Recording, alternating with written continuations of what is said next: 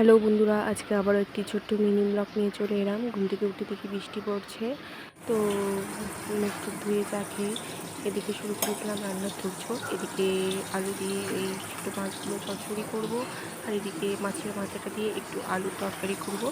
এদিকে আলু আমি প্রেশার কুকারে ভাপিয়ে নিয়েছি, এটা দিয়ে মাছের মাথাটা করব। তারপর এদিকে ধানের পাতা বাটা করেছি, এদিকে মাছের তেলের বড়া করে নিচ্ছি। আর এদিকে দেখো আমার মাছের চটচড়িটা হয়ে গেছে, এটা ফাইনাল লুক এসেছে। তারপর তুজো উঠে গেছে, তুজোকে বিস্কুট খেতে দিলাম, ও বিস্কুট খেয়ে নিল। তারপর তো ভীষণ মুষলধারে বৃষ্টি, বর এই বৃষ্টিতে স্কুলে চলে গেল। তারপর একটু ছেলেকে নিয়ে পড়াতে বসালাম, ও একটু বই পড়লো। তারপর আমার শ্বশুরবাড়ির থেকে এই যে কালকের জন্য এই মাছগুলো নিয়ে এসেছে, সবজি সব নিয়ে এসেছে। এদিকে মাসি এসে সব বাসন টাসন মেজে দিয়ে গেছে দুপুরবেলা। তারপরে এই তো সব সবজি টবজি বের করে নিলাম, এগুলো কেটে রাখবো, কালকে সকালে স্কুল আছে। সকালে